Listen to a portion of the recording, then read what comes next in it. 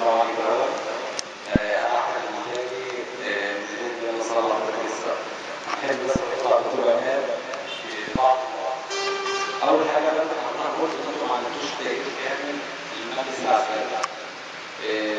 البتاع مكتوبه دي مكتوبه بالنص في الوثيقه، مكتوبه لما تعلن الاحزاب تأييدها الكامل للمجلس العسكري. دي اول نقطه ثانيه، حضراتكم اعلنتوا قبل كده ان المبادئ دول الدستوريه خط احمر، وكان الدكتور احمد توفيق دكتور الاسم قالها في مؤتمر الكارتونيين، قال كده بالظبط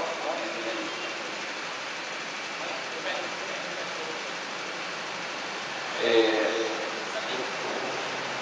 الدكتور احمد توفيق قالها في مؤتمر الكارتونيين، قال ان المبادئ دول الدستوريه وتاجيل الانتخابات خط احمر.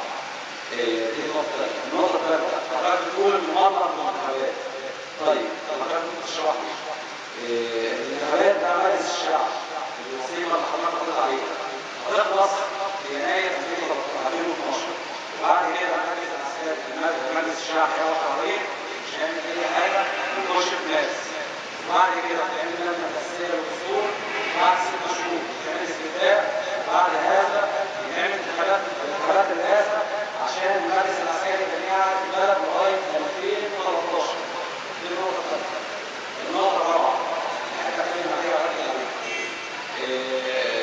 دلوقتي الوثيقه اللي حضرتك مرت عليها فيها بند بتقول ان الاحزاب اللي هتقطع على الوثيقه دي بند سادس، بتقول ان الاحزاب اللي هتقطع على الوثيقه دي لها دور في مشاركه الامن. افهم يعني ايه مشاركه الامن؟ مشاركه الامن ان انا افهمها حاجه من اثنين، ليش يا مسلحه يبقى رئيس المجلس العسكري. اسمعني حضرتك لما مكتوبه كده بالنص، يعني انا مش فاهم ايه هو الامن بالظبط، ليه مشاركه بالامن؟ النقطه الاخيره، ليه سامع نام ما قطعش على الوثيقه دي؟ النقطه معلش مش مهمه، النقطه دي خمسه، النقطه السادسه معلش النقطه السادسه دلوقتي نعم لا بس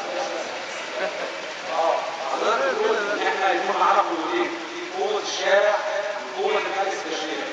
احب اقول لحضرتك احنا مش قضيه سوديه، يعني دلوقتي احنا مش قضيه سوديه، طب حضرتك قوه الشارع، قوه الشارع تابع عن اي قوه.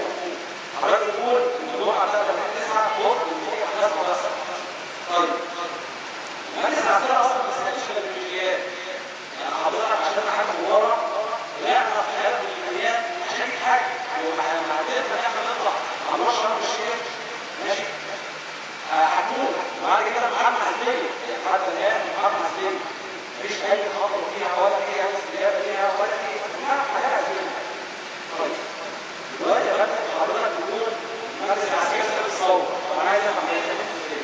حضرتك بتقول سابتها وحماها استجاب ليها، لا المجلس العسكري ما استجابش ليها، المجلس العسكري كله عليه والدليل لحد دلوقتي لغايه النهارده مفيش ولا خطوه من خطوات الثوره اتعملت حتى الان ولا اي حاجه، ابسط حاجه لحد الان لحد ابسط الامور ما اتعملش.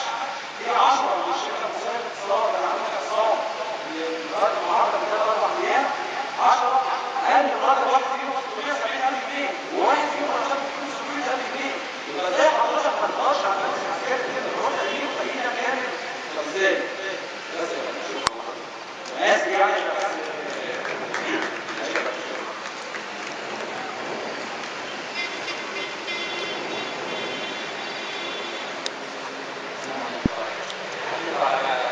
بالنسبه للشباب انا بحب الشباب انا بحب الشباب المؤخرة وهم فعلا يعني المفروض تغيير، احنا بنحييهم.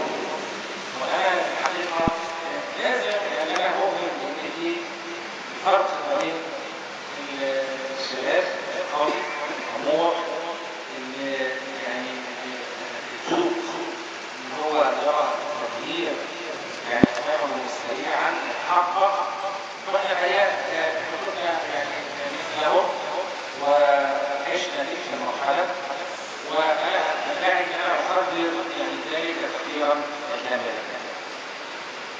المهم طبعا هو قال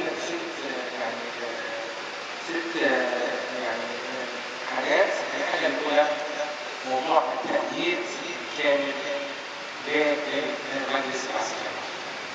الحقيقة يعني احنا بنقول يا جماعة، بنقول احنا في الحقيقة ملتزمين بالولاء للشعب المصري، واحنا كما قلت لكم القانون الذي عندنا ونبيكم اطيعوني واطاعوا الله فيكم بما صيتم فلا طاعة لي عليكم. ده حاجة اللي احنا بندين الله عز وجل بيه. وانا في جميع اللقاءات سواء داخل المجلس العسكري او بره المجلس العسكري نواجههم بما يحدث من مخالفات ونطالب منهم بالاشراح بما يمكن. فكلمة التأييد الكامل كل حد يفهم منها مع الباطل والمعاطل والباطل، ده طبعا مش ممكن ان هو يصدر منك.